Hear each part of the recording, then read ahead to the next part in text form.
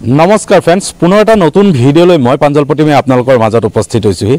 आशा करिछु आपनालोके भिडिओটো एकेबारे शेषলৈকে চাব আৰু जिमान पारे आपनालोके भिडिओটো शेयर करिब। अलप व्यतिक्रमी এই भिडिओটো হয় फ्रेंड्स मातृ आपनालोके निश्चय गम पाয় मातृ বুলি কোৱাৰ লগে লগে এনেকুৱা এটা শব্দ যিটো শব্দৰ আজি কোনো বস্তুৰ লগত তুলনা কৰিব নোৱাৰি। मातृ এগৰাকীয়ে কেতিয়াও নিজৰ পুত্ৰক বেয়া হোৱাটো নিবিচাৰে বা নিজৰ পুত্ৰক কেতিয়াও তেওঁ এৰি থৈ যোৱাটো কামনা নকৰে। হয় फ्रेंड्स আমি এই কথা সকলোৱে জানো আৰু সকলোৱে অতিকৈ মৰমৰ যিগৰাকী মাতৃ সেই মাতৃগৰাকীৰ পৰা আঁতৰি থাকিবলৈ কোনেও নিবিচাৰে।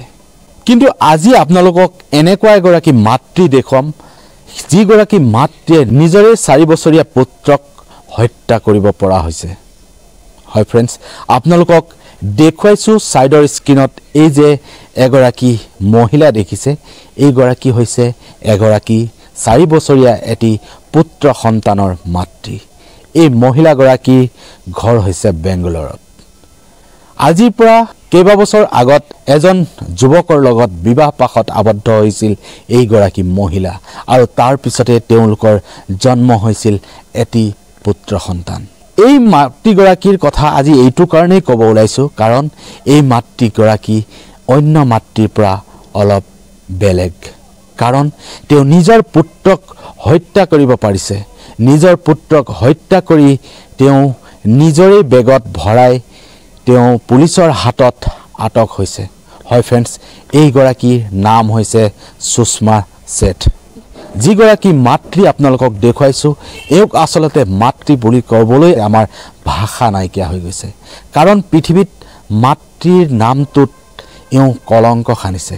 হয় फ्रेंड्स কিমান আসলতে এক দুখজনক আৰু দুৰ্ভাগ্যজনক বিষয় আপোনালোকে চাওক। फ्रेंड्स এই মাতৃগৰাকীয়ে আসলতে নিজৰ পুত্ৰ সন্তানটোক কিয় হত্যা কৰিব লগা হ'ল এই কথা শুনাৰ পিছত আপোনালোকৰো চকু কপালত উঠিব। এই মাতৃগৰাকীয়ে যিগৰাকী পুৰুষৰ লগত বিবাহ পাশত আবদ্ধ হৈছিল স্বামীৰ পৰা তেওঁ ডাইভৰ্চ হৈছিল আৰু তাৰ পিছত যেতিয়া তেওঁলোকৰ সংসাৰখনত ফাট মেলিছিল আৰু তেতিয়া তেওঁৰ স্বামীয়ে এই পত্নীগৰাকীক ডিভোৰ্স দিবলৈ বাধ্য হৈ পৰিছিল। তাৰ পিছত যেতিয়া তেওঁ পত্নীৰ পৰা আঁতৰি যাব লগা হ'ল তেতিয়া পুত্ৰ সন্তানক লৈ মাতৃয়ে সুকীয়া স্থানত বসবাস কৰিছিল। যেতিয়া নিজৰ পুত্ৰৰ পৰা আঁতৰি থাকিব লগা হ'ল সেইজন পিতৃয়ে মাজে মাজে আহি লগ কৰিছিল নিজৰ পুত্ৰ সন্তানক। নিজৰ স্বামীয়ে আহি নিজৰ পুত্ৰক লগ কৰাটো তেওঁ দেখিব পৰা নাছিল আৰু সেই কাৰণেই 4 বছৰীয়া তেওঁ নিজৰ পুত্ৰক হত্যা কৰিবলৈ বাধ্য হৈ পৰিছে বুলি ইতিমধ্যে প্ৰশাসনৰ আগত তেওঁ প্ৰকাশ কৰিছে। এইগৰাকী মাতৃ আসলতে কিমান নিৰ্দয়ী হ'ব পাৰে আপোনালোকে এবাৰ ভাবি চাওক। আৰু এই পুত্ৰক হত্যা কৰিবলৈ তেওঁ এখন হোটেল ঠিক কৰিছিল বেংগলৰত। 7 তাৰিখে অৰ্থাৎ 7 জানুৱাৰীত তেওঁ সেইখন হোটেল বুকিং কৰিছিল আৰু 8 তাৰিখে তেওঁ হত্যা কৰা পুত্ৰক বেগত ভৰাই সেই ঠাইৰ পৰা গুচি আহিছিল আৰু আহোঁতেই তেওঁ পুলিচৰ হাতত গ্ৰেপ্তাৰ হ'বলৈ সক্ষম হ'ল। এই বাতৰিটোৱে এতিয়া সামাজিক মাধ্যমত সকলোৰে মাজত চৰ্চা লাভ কৰিছে। ইতিমধ্যে ভাইৰেল হৈ পৰিছে এই ভিডিঅ'টি। এই মহিলাগৰাকীক দেখাৰ লগে লগে সকলোৰে খং চুলি ৰাগ পাইছেগৈ কাৰণ এওঁ এগৰাকী পুত্ৰ হত্যাকাৰী মাতৃ হয়। এওঁ মাতৃৰ নামত কলংক।